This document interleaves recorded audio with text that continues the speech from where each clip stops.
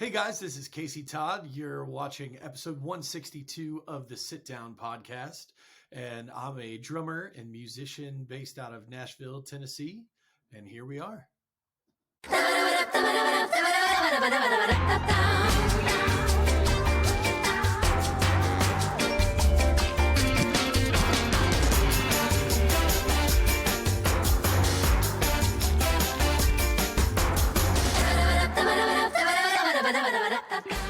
Beauty. Excellent. Hello, and welcome to the program. Thanks for joining us tonight, Kasey. Appreciate having you. Yeah. 100%. So, Joel knows that we met, but that's about as far as that goes. So I'm going to be just dead honest with you. Like, I don't do much prep work going into these things. If I know like who the artist is coming in, I'll listen to an album or a few tracks or whatever going into it. Yeah. I'll be dead honest. I wasn't able to find anything specifically for you. And I know why, but can you maybe elaborate to the audience why I may have had a hard time finding some of your music? Or should I kind of intro this how we got to meet? Either or. Please. I feel like an audience member right now. I'm like, all right, let's roll, guys. Okay. So I'll tell you what, I'll start first and then I'll let you tell how we met. Yeah. Okay. So the reason why you weren't able to find anything on me is because if you search my name in Spotify or, Apple Music, wherever you're listening to stuff, you're not going to find anything under my name specifically. You would be able to find me on there as stuff that I've played on. But as far as me being an artist, that's not my bag. That's not what I do. I'm a drummer and piano player and bass player and just basically all around musician that does a lot of studio work here in Nashville. But you're not going to see my name on the actual Spotify's or anything like that. So that's the short, quick answer to your question. Now I'll let you go into how we met. Yeah. So at the E.A. Rawlinson Center, I got tickets for Aaron Goodvin. And Kasey was the drummer for Aaron. Okay. And then we kind of stuck around after. And while Aaron was signing his signatures and taking pictures and whatever, Kasey and who were the other two that were there? Rob, our keyboard player, Rob Shapiro, and then Matt was out there for a bit. He's our guitar player, and then Rex, I believe, was out there, and I think you met Rex as well. You're our bass player. Yeah. So while Aaron was doing that, busy with all that, and Hailey, I took my picture with Hailey. So Hailey Benedict was the opener. That's that show. So we were just hanging out and chit-chatting a little bit because I had the feeling that everybody in the room didn't realize that you guys were also there. I don't know. Yeah. That's kind of what it felt like. So we were just chatting about, how the show went and why he was wearing a big Bengal tiger outfit. But that's right. Yes. That was that night. Yeah. And so yeah, that's when we started chatting about the podcast. I was like, hey, you should go on. And he was like, dude. Yeah. Hell yeah. No, that's awesome. I want to know, well, why don't we talk about the show at the E.A. Rawlinson in Prince Albert? That was a few weeks ago, if I'm not mistaken, right? 3 weeks ago, 4 weeks ago? Yeah, it was probably close to a month ago at this point. Yeah. If not even a touch more than that, but. Yep. Yeah. Well, I want to hear from you, Kasey, first. I hear Mark all the time. So yeah, he's tired of me. Can you give me a little backstory on that tour or the E.A. Rawlinson in particular, on how the show was? Yeah, so the show there was great. We've played there before. I think the last time we had played there, we were opening up for Gord Bamford. And, okay. But I think that was our first time there as a headlining act. But yeah, everything went great. Basically that day we got there, normally the bus rolls in at like 8 or 9 o'clock. So we got off the bus and went straight in to find TVs to start watching football because we're all from the States. Aaron is the only, or I guess our keyboard player is Canadian as well, but Aaron's the only other Canadian in the band. And so and we Hailey. got a bunch. Hailey's yes, from well, Alberta. Yeah. Yes. But as far as the band goes, it's all Americans that are living in Nashville. So it was football day for us because it was during the playoffs. So for me, it was the Bengals were playing, which is why he mentioned that I had a Bengal tiger suit on. Interesting. Showing my my Cincinnati pride there, but yeah. So we got in there, and as the crew's getting set up, we were watching football all day, and everything was great at that theater. They're sweet people, and the catering was awesome, and the show was great. Crowd was awesome, and yeah, that's about it. I did leave some laundry detergent there because it was also laundry day. So if you find some Tide Pods, they might be mine. Right on. You want them back? Yeah. Right on. I hate saying this, but if you left Tide Pods in Prince Albert, they're probably gone now. I'm just kidding. I'm just joking, PA. We love you. This is not the first time I hear that artists get good food when they play the Rawlinson Center. At the EA Rawlinson. Yeah. It's a great venue, man. Yeah. I love how it's set up. You can have like an intimate show on the stage for, I want to say, like 120 people. Yeah. But if once it gets like bigger than that, then they can like open up the whole like stadium part of it. And Or it's not kind- stadium. It's kind of cool because the way they set it up for those intimate shows, it's all on stage. Yeah. So when you're watching the show, they kind of flipped it around, and you actually see the theater like what artists normally see. Yeah. It's kind of cool to see it from that, That's cool. perspective. From that yeah. perspective. Yeah. Yeah. So who won that game? I didn't even know. The Bengals won that one. Oh, Yeah. okay. Yeah. Nice. And that's where it Yay. ended, kind of.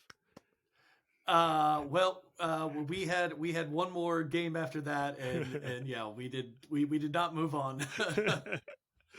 Oh well. Next. And funny to say, the show in Prince Albert was great, and the show where the Bengals lost, it wasn't as good of a show for some reason. I don't know what that was, but Isn't that where your bus broke down or something? Prince Albert, our bus broke down. Oh, wow. What? Yeah, so we thought- were leaving. We were leaving Prince Albert, and it broke down. Oh, okay. Because I And- knew that Aaron, your next show was in Alberta somewhere, Calgary or something. Yeah, we were headed to Calgary. Yeah. Yeah. Anyway, tell the story. Yeah, so we were leaving the next morning to head out to Calgary, and we had a day off, so it was a leisure morning. We didn't have to leave at 4 a.m. or anything crazy like a lot of times we do when we're on the bus. But yeah, so we left the next day, and everybody was asleep in their bunks, and all of a sudden I wake up. I don't know, it's probably 10:30, 11, something like that, and I go out and I'm like, where are we? We were stopped in a parking lot somewhere. And they're like, oh, we haven't left Prince Albert yet. I'm like, wait, what? What's going on? And yeah, it turned into a whole day's worth of, trying to figure out what's going on. We finally got it into a mechanic shop right before they closed that day in Prince Albert. And they were super sweet and took care of us and made sure that we were all good. But yeah, that's where all the bus problems started was in Prince Albert. It was in PA. Holy shit. Oh yeah. Yep. That sounds like a country song right there. That my bus Yeah. problem started in PA. Was that Yeah. so? Because I think I saw on social media that Aaron did that show by himself. So what we did for Calgary was we took a stripped down crew. So Okay. our booking agent was able to find somebody to get us a ride from Prince Albert to Calgary. But they could only take 4 of us. So it ended up being myself, our keyboard player, Rob, and Hailey and Aaron. So Aaron and Hailey obviously had to go, because they're the artists. And then myself and our keyboard player do most of the harmonies so we ended up doing a stripped down trio gig for that show in Calgary. So Oh, nice. Oh. Was it like a whole Canadian tour kind of thing? Like, how many shows did you guys get to play in Canada? yeah, so I think it ended up being 17 shows. Oh, nice.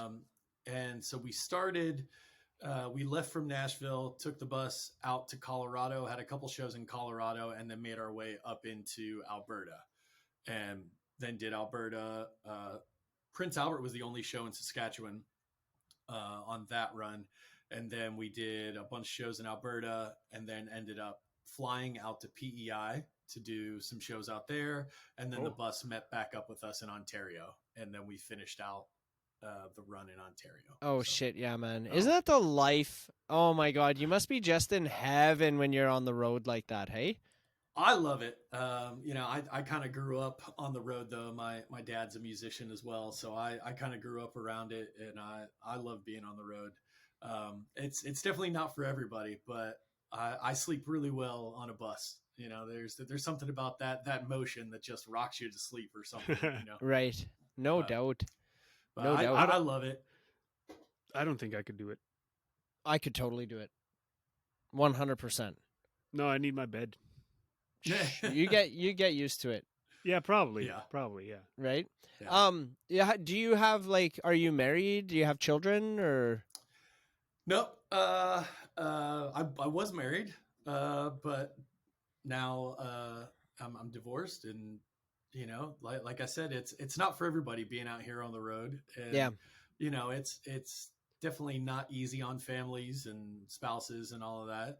And so, sometimes it works, sometimes it doesn't. You have to find that special somebody that it does work out with. Unfortunately for me, it didn't work out the first time around, but it definitely can. My parents are still together, and my dad actually yesterday celebrated. He started his 50th year on the road as a musician. Holy smokes! What may I ask? What your father's name is? Yeah, it's Kasey Todd. He goes by Duke mainly, but he's in a 50s and 60s show band called the Vandells. Oh, beautiful. And yeah, so they started it's funny, I said a 50s and 60s show band because it's basically a tribute to the 50s and 60s style show, but they started in 1974, and he's been doing it ever since. So that's all I've ever known. So yeah. Holy moly, that's amazing. Yeah. In 74. So that he's been doing that for 50 years. Yeah. The same music. So like I said, he just started his 50th year. So next year it'll be his 50th anniversary, but but he's in his 50th year as of now. Oh shit, yeah, wow. Dude. Right on. Well, I'm going to applaud him for that. Yeah, cuz that's not an easy task to do. Yeah. For sure. Did you say that you are Canadian as well? I'm not. No. Oh, okay. No. I was born in Cincinnati, and then originally born in Cincinnati, and then moved to Nashville about 13 years ago at this point. All right. So. Well, I think you're either the second or third non-Canadian that has ever been on this show in the 3 years we've been doing it. Yep. So I feel very honored. Well, thanks for having me. I want to say third. Yeah. Third musician we had that Chris, isn't. We had Brandon. The Rain. Oh, my numbers are off. It's definitely not. It's a little bit more than that. We had Josh. We had Josh Potter, Brandon Howe. What's his last name again? Yeah, I guess. Oh, right? Sorry, you're not that special, I guess. Yeah, it's all good. So yeah, but you're under 10. Number. You're still in that 5 to 10 bracket there. So good. Yeah, you bet. No, it's a real honor. So you said, do you? Okay, rephrase that in my head. Are you more on the road, or are you more in the studio? It's a mix. When I'm at home, I'm doing a lot of stuff in the studio. I have my own studio at the house. So that's where I'm at right now. And actually in the middle of a project this whole week, I'm doing basically a week-long session with my dad and my brother. We're getting ready to put out a record just as the three of us. Oh, just amazing. doing cover songs that we like, and just more a project, for us. Yeah. We're not looking to get famous by it or anything, but it's something that we've always wanted to do. And so yeah, we're working on that this week. But yeah, when I'm not on the road, normally I'll have tracks to do for other people, meaning that artists from all over the world will send me, whether it's their demos or what's pretty much done and they just need drums or percussion on it.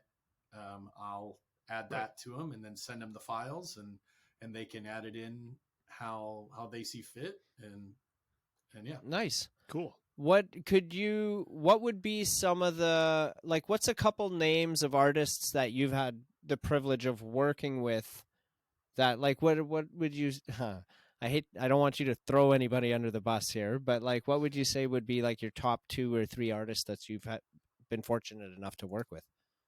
Oh man. Well, I was in a rock band for a while, a 90s rock band called Tonic. And they kind of had some success in the late 90s, early 2000s. I think their biggest hit was called If You Could Only See. And it's one of those that it's been in a million movies, and as soon as you hear it, you would know it. But they were a really fun band to work with, and with them I got to meet a lot of people that I grew up listening to, because like when they came out in 97, so I wasn't even in high school yet. I was in middle school at that point. So I kind of grew up through high school playing those songs and playing to the records of bands like the Gin Blossoms and Collective Soul and Our Lady Peace and all those guys. And then I got to work with all of them because of being in that band. And so that was really cool. I've worked with Jody Messina before on the country side of things. That was pretty fun. Did a stint with this guy named Bobby Bones, who's a really big radio announcer, but he has a band as well. So we would go do festivals and stuff with him, and always have special guests kind of come out of just radio personalities and things like that. And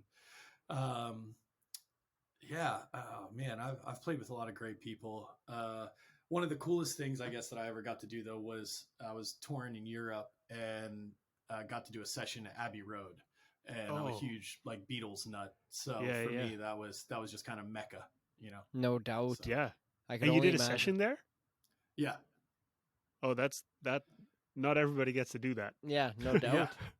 Yeah, I mean, most people just get to walk across the street or just look at the building. But yeah, I got to spend a full day there, so it was pretty. Oh, amazing. That's cool. Yeah.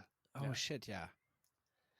So how do artists, like, is it just from word of mouth? Like, how do these artists, how are they able to get a hold of you if they're looking for somebody to like lay some percussion down on one of their demos or something like that? Yeah, so for me, a lot of it has been word of mouth. And then there's a few sites out there. One's called Air Gigs. Another's called Sound Better. There's a few others out there that I'm sure I'm not hip to yet, but that you can kind of just put up, a profile or your info, and people can hire you based on that. And, interesting. But like I said, a lot of it's been kind of word of mouth, and either meeting people on the road or working with people in the studio here in Nashville, and then them needing stuff outside of that, when they go back to wherever they're from, being like, oh, hey, I've got this demo, can you put this down? And honestly, it's more cost effective that way a lot of times, especially if they're not from here, just because they can pay me a certain rate and I give them all the files, and they have a professional drummer and great sounding gear, and they aren't having to pay for that studio time. So no doubt. Yeah, no doubt. When you are I'm very curious on like production side of it too. So because you're a session drummer and you do your work that way, you must have was it difficult to to kick that off right away? Because I know there's like some production value that's like involved with that. You can't just like lay down a beat and expect it to be great. Like there's some tweaking and stuff and some work that needs to be done there, right?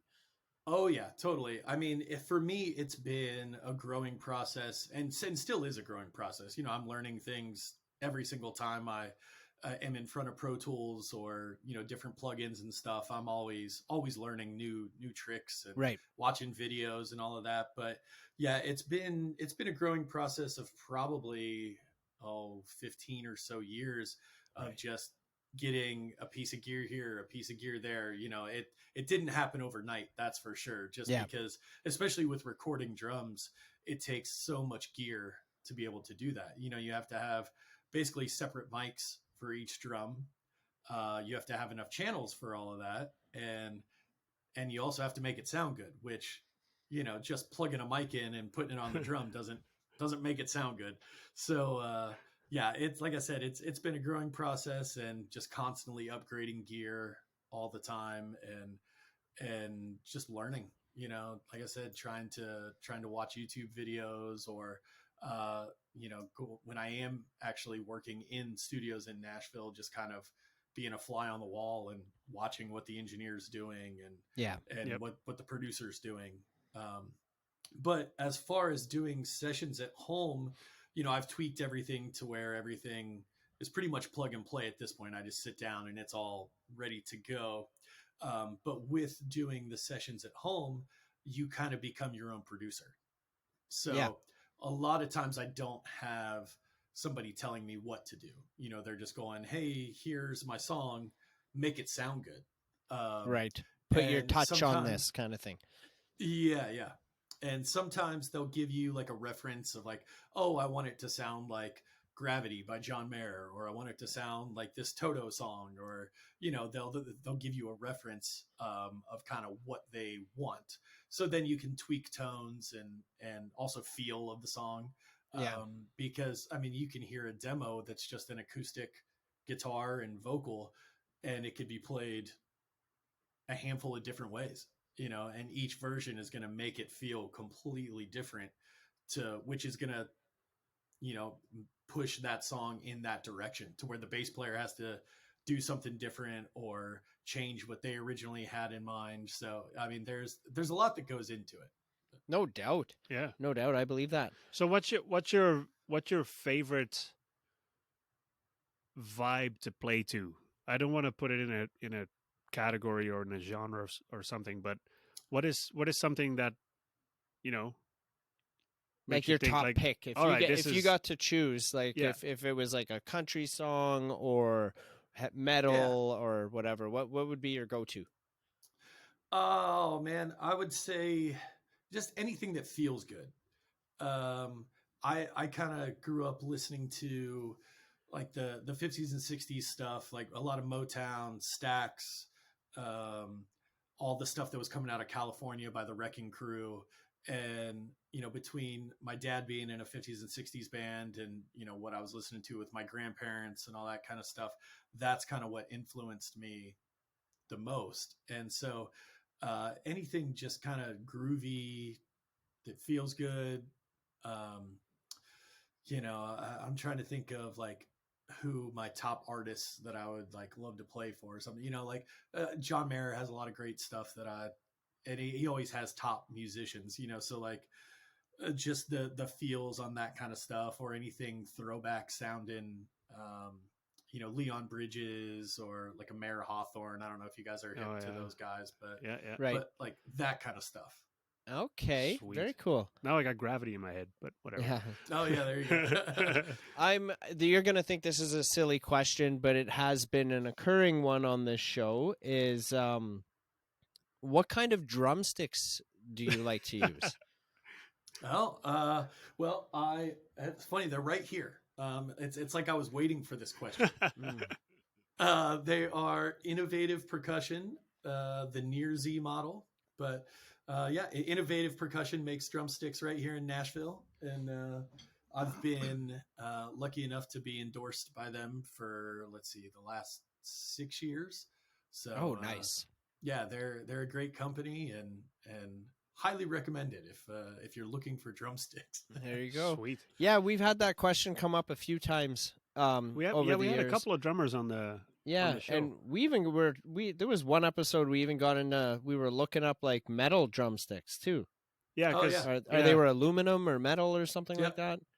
and then the different types of wood that some drummers like and do Oh, not yeah. like. Yeah, it's Well, it's wild. it's definitely not it's not a one-stop shop, that's for sure. Right. There's everything from, like you said, the type of wood. If it's made out of wood, like you said, there's different like metal sticks. Plastic. You could probably get plastic ones too. You can, yep.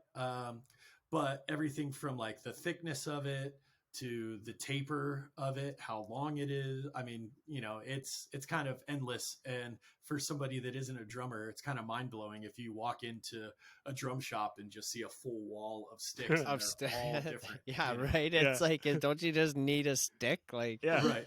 Just go into the bush, get one, and for whack. sure. Yeah. Does a different type of stick, does it, like, I get it for like feeling and comfort depending on the actual drummer, but sound wise or quality, is there any difference if I'm using a plastic drumstick or a wooden one? Would, like, sound wise, would that make a difference? Oh, totally. Yeah. Really? Yep. Huh. Yep. 100%. And it's also going to change dependent on the drummer too. Right. I can play a feel that's the same exact beat as, put Ringo Starr next to me and John Bonham, and it's going to sound completely different from all three of us, even though you're playing the same thing. Right. So the way you hit the drum, the way, the stick touches it, where you put it on the drum, whether it's dead center or like closer to the rim, Right. all of that stuff affects the sound majorly. And so whatever different stick you have, if you have a thinner stick and a thicker stick, they're going to sound completely different. Right. Oh, wow. So is it also to a point where obviously we're not drummers, so these questions Yeah, we're not musicians at all. So this is all like, So is it also to a point where, let's say you show up at a gig and you go, oh crap, I forgot my sticks, and somebody hands you just a random pair of sticks and you're like, oh my god, this is like writing left-handed. Is it that bad? It can be. Yeah. Really? Yeah. And I think it makes you play differently too. Interesting. And I guess it's maybe a little hard to describe, but if I'm playing with a different pair of sticks and the way they sound versus what I'm used to would make me play differently to try and get the sound that I want, or basically. right? Yeah. No, that makes sense. And then have sore muscles the next day because you play differently. Yeah. Right. Yeah. Because of because the sticks were like 1 ounce lighter or something. You're just Right. sore the next day. Yeah. That's awesome. Well, it's funny. I've got this this ring here, and it's called an Aura ring. But it's basically like a fitness tracker. But every time I'm playing a gig, it thinks that I'm running a marathon. And but like you said, like changing one little thing, I could be completely sore the next day because I guess I am used to drumming a ton, but just changing it up a little bit throws my whole body out of whack. Yep. Yeah. Exactly. Yeah. Exactly. It's funny that you say that about the ring, because the other night I was playing cards with my daughter, and I was using my left hand to put the cards down, and all of a sudden my watch buzzes and says, "Are you working out?" I'm like, from playing cards. Not my really, God, but dude. sure, I'll take it. Oh man. Yeah. Oh man. I had another question, but I forgot. You did touch on this already. Did you say you've been in Nashville for 13 years now? Is that Yes. correct? 13 Yep. years? So what made you move to Nashville?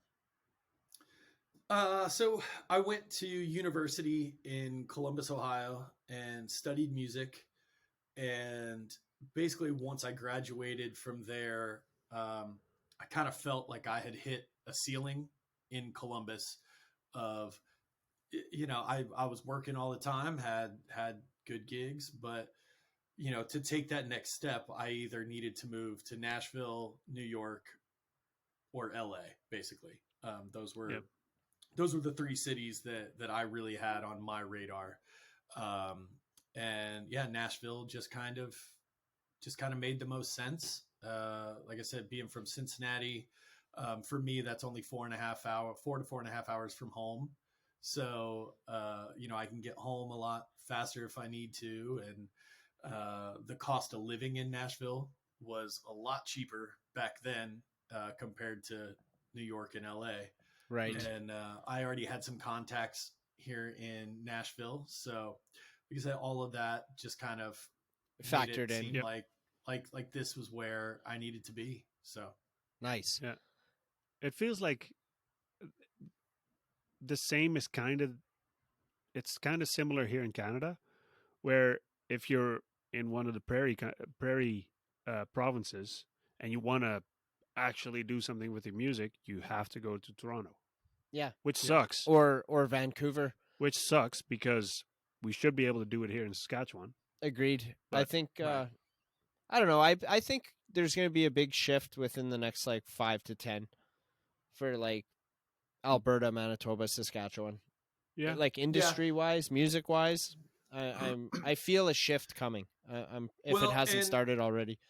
I think it depends on what kind of music you want to do, because if you're wanting to get into country, I can't necessarily speak for like the country scene a whole lot in Toronto, because I don't know that many people that are in the country scene in Toronto.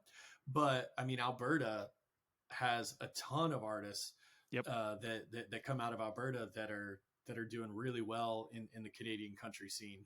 Right. A lot of the people that I've worked with that are Canadians are all from Alberta. And so, a lot of those bands are based out of either Edmonton or Calgary. Right. Yeah, well, and they've got the Calgary Stampede always has Yep. like really good Right. artists playing there. Yeah. That's kind of a big deal in my opinion. Yep. For country artists. I guess you could see Calgary kind of as Nashville, maybe, and then Toronto more as LA. I Sort of, I Yeah, think I would- that yeah. makes sense. I would agree Yeah. with that Yeah. analogy. For sure. Yeah. Have you been able, do you notice a big difference in the crowd from the like playing shows in the States compared to Canada? Like, is there a big noticeable difference there in the crowds? Are Canadians nicer? Is what he's Yeah, asking. no. Yes and yes. No, so I've been playing with Aaron now for probably about 9-10 years, off and on. It hasn't been full time with him that whole like 10 years, but in that time, his career has gotten a lot bigger up in Canada. And so for us, playing like in the States versus playing Canada is completely different. Right. In Canada with Aaron, we're doing, theaters like where we met, doing places like that and being the headliner, and most of them are sold out. If not sold out, it's really darn close to it. And everybody is singing along, knows the words to most of the songs. In the States, he's not quite at that level yet. Right. So with him, we love playing in Canada because it's a whole different level. Right. Up there Yeah. for us. Yeah, So, no, that definitely makes sense for sure. I'm also curious of like when you're working with all these different artists and stuff and recording with them, how does that go for like when the music is released, and like do you get any royalties on those songs that you've recorded on, or are they just paying you a flat fee for the work that you're doing? Oh, that reminds me of the question I had. Keep going. And sometimes. also before you answer this too, I just want to let you know that any question we toss at your way, you were not obligated to answer any of these. If you're like, yeah, I'm not comfortable answering that or whatever, that's totally Yeah, okay too. Or if you answer it and decide, well, maybe I shouldn't say that. Yeah, if then you we want can us cut to take it Don't out worry or about it. whatever, just say the word. Okay, cool. But don't Yeah, feel no. obligated to answer them all. All good. Yeah. So that is all dependent on just kind of the way the session is set up. So in Nashville, or I guess just in the music industry in general, you have what's called like putting it on the card is what we call it here in Nashville. So basically, it's a union card that gets filed out that says, uh, okay, the session was this date, this studio, this time. Here's all the players that played on it. Here are the songs that were listed on it. So, and then that goes to the musicians union so that they keep a log of it with, BMI and CSAC and ASCAP, to where if anything happens with that song, say it ends up on a huge TV show, or, Apple uses it in a commercial, well, then they'll give residuals to those musicians. Right. Um, but there's also a lot of sessions too. Like a lot of the stuff that I do from home wouldn't be on the card. It would just be a flat rate for, okay, here's the work that I did and it's yours. If anything happens, Yeah, that's fine. good. Yeah, good on you for that being great. Have you ever? Right. Has that ever happened where you got paid like a flat rate to put some drums to a track, and then all of a sudden, like a year down the road, that song is just booming. It's being played on the radio all the time, and you're just like, damn it! Like I could have got a little bit more for that. Has that ever happened? Luckily, no. Well, I guess luckily and not luckily. I don't know how you want to look at it. I have done a few things for like TV and sync licensing where they have done well, but we knew that was a possibility going into it. Right. And so the rate was kind of figured out based on that already. Right. So, that makes sense. Yeah. Oh, yeah. So I remember my question now. To go back to the drums, you might have to cut this and put that with the drum section. All right. I noticed that a lot of drummers are endorsed by brands a lot more than, let's say, a guitar player or a keyboard player or whatever. What's the deal with that? Like, because they go through more sticks, man. Yeah, but it's not just sticks. It's also Symbian. What's the brand? Symbian. Sabian cymbals, and like it feels like every time you see a video of a drummer on YouTube, they have their logos turned towards the camera and stuff, and it's like, right. So why drummers and not guitar players? I think there are a lot of guitar players that are endorsed, but also, and this, I don't know, this might not be a very popular answer, but it's a lot of those drummers that maybe you see on some of the YouTube videos or Instagram or whatever, they might not be endorsed. They're trying to get that endorsement. Right. So they're going to be hashtagging, the shit out of all these companies and everything that they, would like to get. And so there's a lot of that going on. I mean, there are a lot of drummers that are endorsed. Like, luckily, I've been endorsed with a lot of different companies for a very long time, and they take care of me. And I couldn't be happier with all of that. But it took getting certain gig levels to make that happen. Yeah. Yep. And I mean, nowadays though, things are changing. I'm 36, so I didn't quite grow up in the Instagram era, and that hasn't been a part of my whole life and all that. But there are a lot of guys that are endorsed and all of that because of Instagram and YouTube. Right.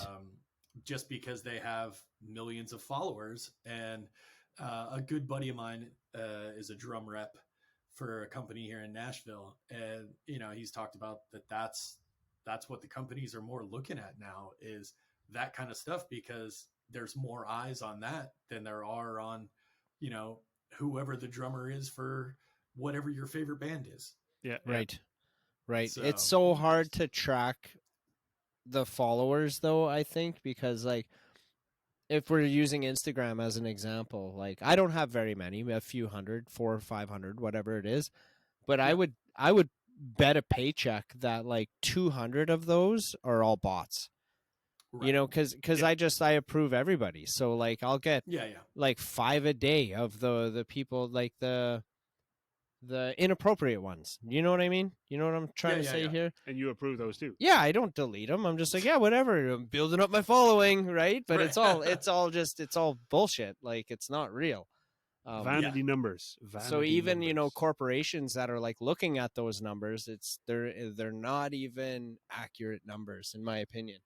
Oh, no, for sure. I mean, you can buy followers. Yeah, that's just it too. Yeah, exactly. Yeah. Pay freaking couple $1,000 and you get 500,000 followers overnight. Right. I also think the people that are in the business of looking at those numbers understand that if 100%. A drummer has 7 million followers, looking through the feed, this guy doesn't really have 7 million. He's got 7 million followers, but he only gets 5 comments on each post. Yeah, right? Exactly. Yeah. Exactly. So what's going on with that? Yeah, totally.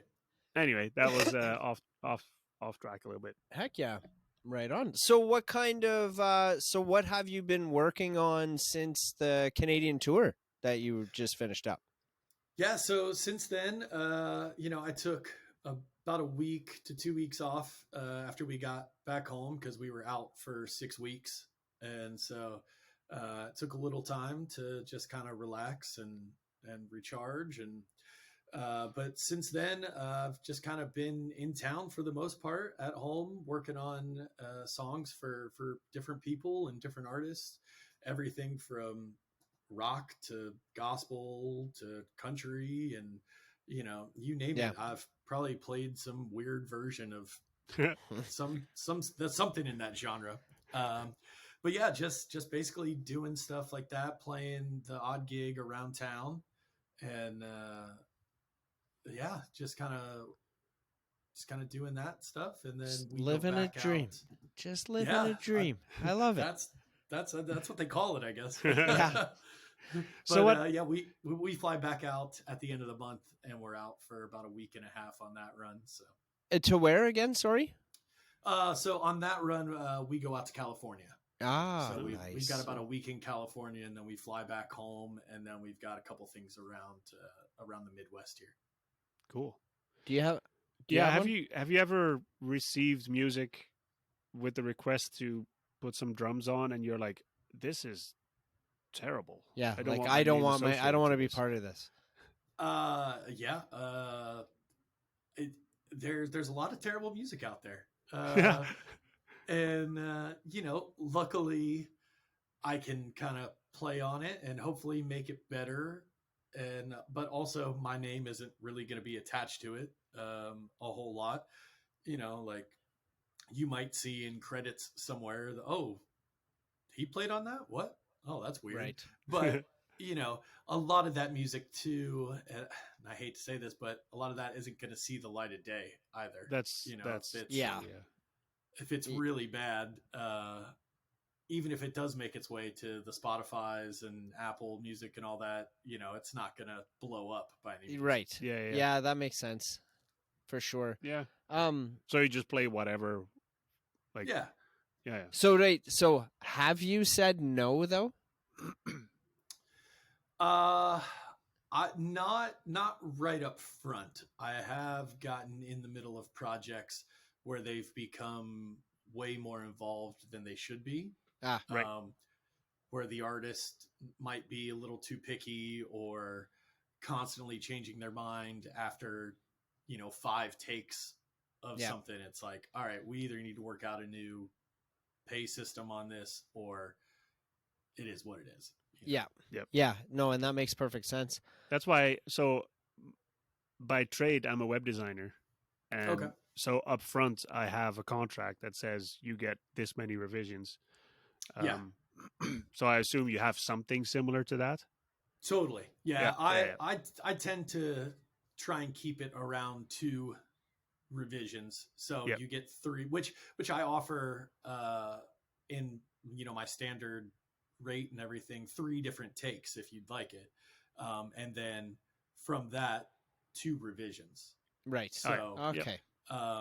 So really you could get 5 different takes if you want, but I don't know. It's one of those things where you can have way too much stuff. You know, if somebody's got 5 different drum takes to go through, that's a lot to weed through. Hell yeah, that's too much. Yeah. I mean, a lot of artists would much rather have one take that they're like, oh, okay, that's awesome. Yeah, exactly. Yeah. Or they might say, I love this in take 1, I love this in take 2, and then I can take it and just go, bloom. All right, there's one take. Exactly. Yeah. A little bit of a sidestep. I have a question back about the differences between Canada and US here. Again, one of them being the pay, because I know the dollar is significantly different in Canada than it is in the US. So when you're touring Canada, do you guys end up taking like a pay cut there, or is it just kind of figured out so it would be like the same pay in American but Canadian dollars? It's figured out for us, at least in Aaron's situation, and then with any artist that I work with outside of Aaron, that were in Canada. I just make a flat rate that is in USD. Right. That way there's no issues of, oh, well, this week it's this week it's this. You know, that's way too much of a headache to try and deal with. And so it's just much easier to have a set rate.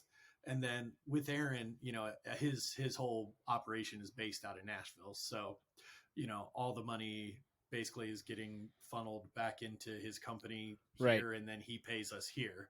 So, you know, we don't have to have work visas or anything like that as far as musicians from the States coming up to play in Canada. But also part of that too is I technically don't get paid in Canada. That's right. Yeah, because you're getting paid out of Nashville. Yeah. I'm working, but I get paid my salary or, you know, income, whatever, from Nashville. So yeah, that makes sense. If you're a construction company building houses or whatever, and you end up going to Montana, for example, and you're going to build a house in Montana, like you're still going to pay your employees with Canadian dollars. Even though, that makes sense. I have clients in the US, and I can tell you it's a royal pain in the ass to convert US dollars to Canadian, and I need to figure out, because in some cases we have a contract for X amount of US dollars, but because I don't have a US dollar account, I need to convert that before I can send the invoice. So at the day of my invoice is a different number than a month later for the same amount of work. Right. It's because the conversions fluctuates. Yeah. And Bitcoin solves all of that, damn it. Yeah. I'm just take payment in Bitcoin. Yeah. I'm all for it. Yeah. Also, but that fluctuates. Sorry, that fluctuates too, though, pretty significantly. One Bitcoin is one Bitcoin. Yeah, $1 is $1. Not if it's a US dollar. Oh, I know what you're saying. You're right. Anyway, well, part of the hassle with, you know, going back and forth too is that us pesky Americans don't have e-transfer. So oh yeah, you guys have something pay. No, we have Cash App. We have Cash App. We have PayPal, Venmo. I don't think you guys have that up there. No. But yeah, so Venmo and PayPal are kind of what get used down here the most, I would say. And you know, anytime I'm in Canada, they're like, "Oh, I'll just e-transfer you." I'm like, "Yeah, that doesn't work." Yeah, that's interesting. Yeah, you're like, just give me the cash. Yeah, and PayPal works. Then you get the pink and blue dollar bills, and you're like, "What the hell is this?" I thought money's like, green. What is this Monopoly money up here? Yeah, I don't know. Exactly, this right? Plastic shit. Yeah, no doubt. Hell yeah, man. Yeah. So you guys have a record shop? Is that correct? Yeah. So Funky Moose Records is an online record store. And Funky Moose Digital is a digital marketing agency for musicians. So we do social media marketing, Google ads, we build websites, all for musicians, also for small business, but we focus on musicians. Awesome. And then we have a radio station, Funky Moose Radio. We do the podcast together. and we organize Moosefest together, The which is a music festival. Yeah, Cool. we got a lot of do you stuff guys on have the go. do you guys have an actual physical store then, like a Nope. vinyl store? Or okay. No, it's all online. Where we are right now is my basement. That's also where all the records are. Yeah. Oh, cool. Just right in my view here, there's probably like 10 or 20,000 records I'm looking at. I think every time that's you awesome. say that, the number goes up. Well, it's because I just don't know. How? If you had to guess. There are probably 7,000. So I wasn't far off with my 10,000. 7,000. Yeah. 20s. I've got about 1,500 in my living room. Oh, nice. And on one of the walls in the living room, it's just all records. So Yeah. Cool. What's the last record that you spun on the record player? This is funny. So it's a record that I came across at like a secondhand store, and I thought it was a funny title. So I was like, oh, let's see what this is. And it's called Music to Strip By. Okay. Okay. And it's like, it's all like old jazz, but like, and it's a great record, but it's like got like a burlesque dancer on the cover, and the whole packaging of it like was funny. And I was like, oh, this is $1? Yeah. Okay. I have to do this. Hell yeah, and dude. So I was playing it for my girlfriend the other day. I was like, oh yeah, you'll think this is hilarious. Here, check this out. So yeah. Did it work? The last thing that Did it work? No, it didn't. It didn't. But Damn it. Oh, I get it. I thought you meant did the record work, and I was like, well, clearly it did, but yeah, I get it. Yeah. She whiz. My last record is actually on the turntable right now. It's Fleetwood Mac Rumors. That's nice. It's one of those records that everybody has and everybody knows and everybody plays. Yeah. And it came up in conversation on the weekend with someone. And all of a sudden I was like, I haven't played that in a while. Why not? Yeah. So Yeah. it's still there. Prior to that was I just got the Hey Jude record from Wilson Pickett. Okay. Interesting. Pretty great. Yeah. Yeah. So Very cool. Sweet. What was your last The last record I spun no, or bought. The one you bought, because you don't spin them. The last record I purchased was the new Green Wing album. Oh yeah, that's recently released. Do you have a copy of that here? That was the last record I bought. Man, I got a stack of like 30 or 40 records. I don't even have a record player.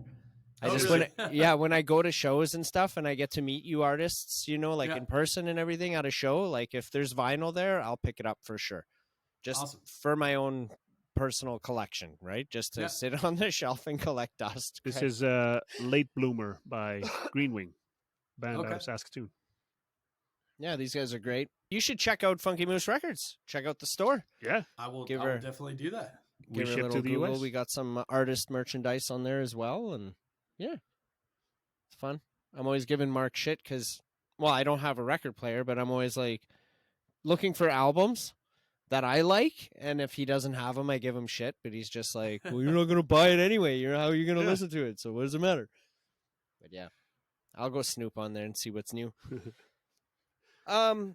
But yeah, no, before I let you go here, where would you say, like, where should we be directing the audience here to be able to look you up, or if they want to hit you up and maybe work with you or listen to some of the work that you've done? Where can we find you? Yeah. So you can find me either at my website, which is KaseyTodd.com, Kasey with a K. And that's got links to all the socials and, emails on there, all that jazz. You can kind of see who I've worked with, and, some of the stuff that I've played on, is on there on a Spotify list and all that stuff. But, other than that, like I said, Instagram, I believe it, I'm gonna have to look up my name now because I don't tag myself in it. I think it's Kasey Percussion. Let's see. Yep.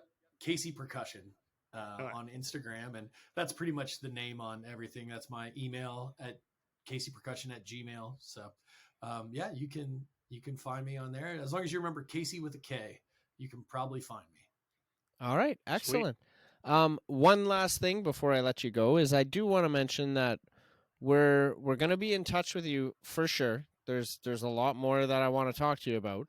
One of the things being is I'm going to get Mark to send you the link to be able to upload some music to Funky Moose Radio. Now that you have officially been a guest on the show, what we do is we like featuring artists who've been on the podcast at the bottom of every hour, I believe. Yep. There's a song from the artist. So I know you've got a lot of work out there. So feel free to throw a few songs on there and we'd be more than happy to get them spinning.